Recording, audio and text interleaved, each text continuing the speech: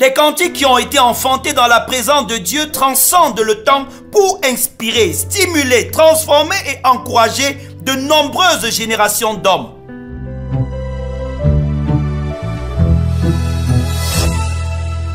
Le Seigneur est merveilleux, lui qui nous invite encore à nous abreuver à ses côtés en écoutant le breakfast. Aujourd'hui, le thème que nous allons aborder, c'est la puissance des chants ouïs, inspiré de Colossiens 3, verset 16, qui dit ceci, je m'en vais vous faire la lecture, que la parole de Christ habite parmi vous abondamment. Instruisez-vous et exhortez-vous les uns les autres en toute sagesse, pas des psaumes, pas des hymnes, pas des cantiques spirituels, chantant à Dieu dans vos cœurs sous l'inspiration de la grâce.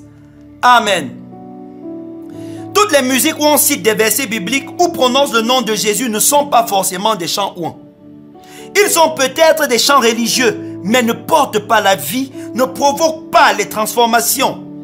Plusieurs chants dits chrétiens qui hier faisaient la joie des millions de personnes dans le monde sont aujourd'hui oubliés, tandis qu'il y a des cantiques datant de plus de 200 ans qui vous font encore frémir de la présence de Dieu, vous poussent à l'aimer et à rechercher sa sainteté.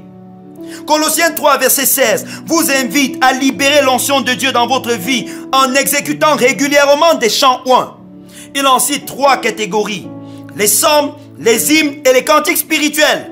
Vous devez régulièrement les chanter de tout votre cœur en vous inspirant des œuvres de la grâce de Dieu dans votre vie. Dieu ne veut pas seulement que vous fredonniez des musiques du bout des lèvres. Mettez-y votre cœur. Si vous vous limitez à chanter sans y appliquer votre cœur, vous pourrez même pleurer d'émotion, mais vous n'émouvrez pas Dieu et votre vie ne recevra rien. Chantez de tout votre cœur. Les grands réveils spirituels qui se sont produits dans le monde ont la plupart du temps été accompagnés d'un réveil hymnologique résultant de la création de nouveaux cantiques. Martin Luther, pendant la Réforme, a rédigé de nombreux chants.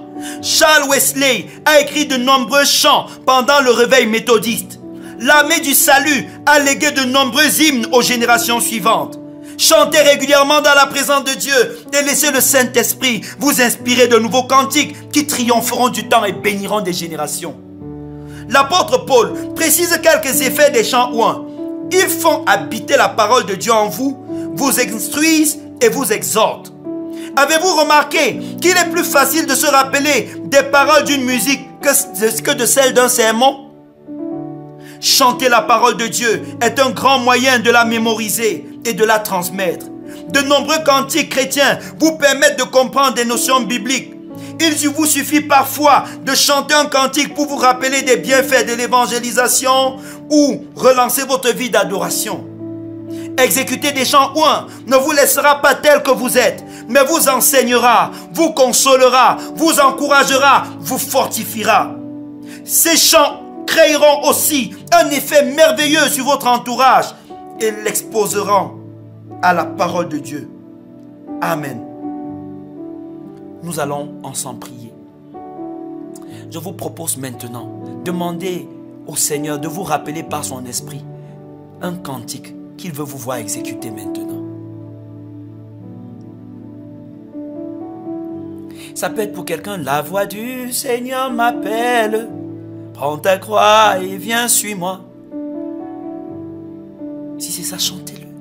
Si c'est quel ami fidèle et tendre, chantez, chantez ce cantique. Si c'est venez voir, celui qui tient ma main a changé mon histoire, chantez ce cantique. Méditez les paroles des cantiques qui montent dans votre cœur en ce moment. Laissez votre cœur s'exprimer de manière totale. Rejetez tout fardeau qui peut vous empêcher d'être totalement acquis à la louange de Dieu en ce moment. Dites à Dieu: Seigneur, je veux te louer. Seigneur, je veux chanter un hymne à ta gloire. Seigneur, je ne permets à aucune circonstance de ma vie de polluer l'instant béni que je veux passer avec toi. Ça peut être un cantique dans votre langue locale. Exécutez-le tel qu'il est en train de monter dans votre cœur. Après l'avoir chanté, prenez un temps de silence devant le trône de Dieu. Laissez l'Esprit de l'Éternel digérer ces paroles à l'intérieur de vous et les sceller dans votre cœur.